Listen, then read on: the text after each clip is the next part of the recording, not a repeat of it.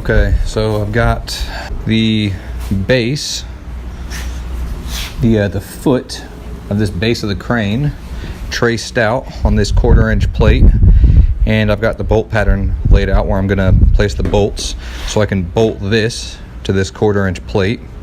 Then this 1/4-inch plate is going to be welded to these legs right here, and then these legs are going to go down to another 1/4-inch plate, and that 1/4-inch plate will be riveted or anchored, will be anchored to the platform, the ledge. Yeah, the ledge that goes past the roof over there. And then I'll be able to reach out and swing the crane out or in, and also be able to reach the chains from my chain winch right here to lift stuff up all the way off the driveway, all the way up here to the roof, and then swing it on in. Which will be awesome because so far I've had to carry every single thing up here by hand, including this big ass compressor, which was not light. It was actually insanely stupid heavy and awkwardly shaped. So carrying that up 4 flights of stairs on my back, actually up on my shoulder, is absolutely no fun. None of this stuff has been fun to carry up, as a matter of fact, so I can't wait for this crane to be done.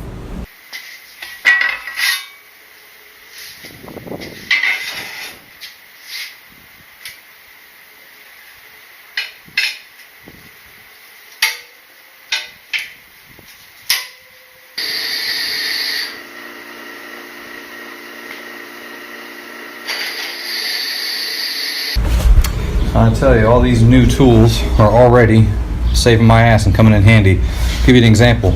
I used my drill press, which I already had, to go ahead and drill the holes in this plate right here, and then drill the holes in here. Except the holes in here ended up being a bit slightly cockeyed because this upright prevents it from getting flat up on that drill press. It runs into the head.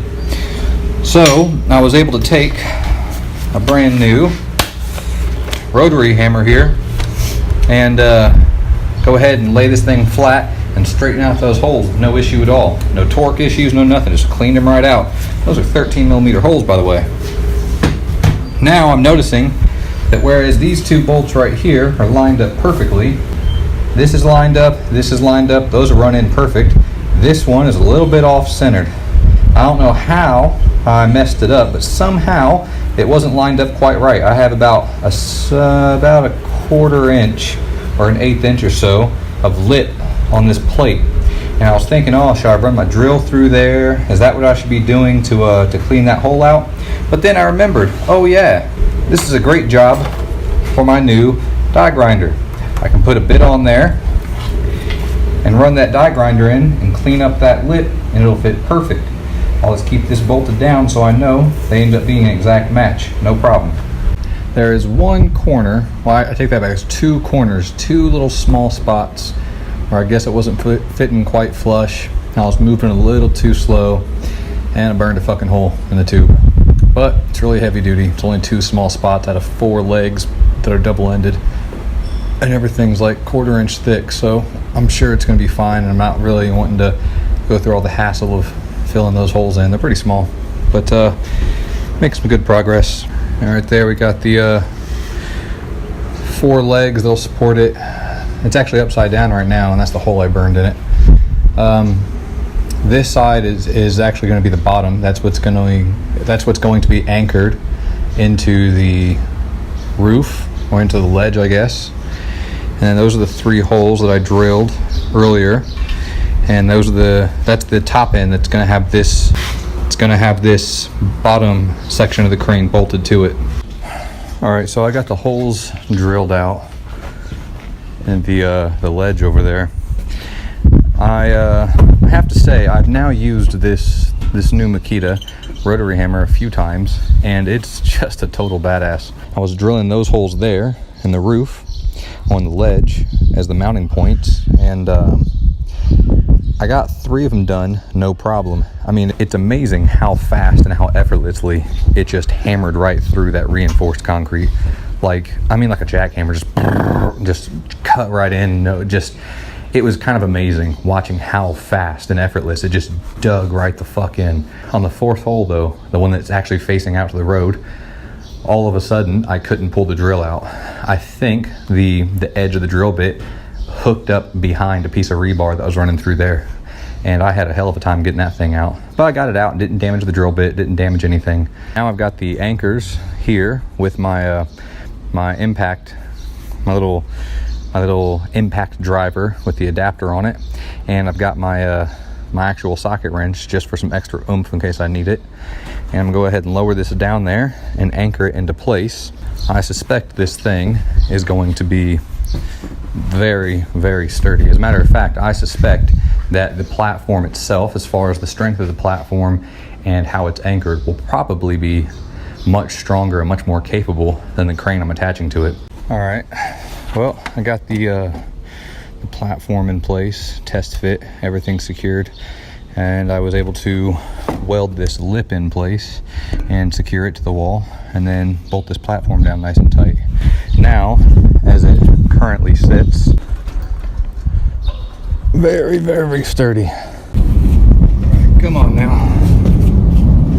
This up here.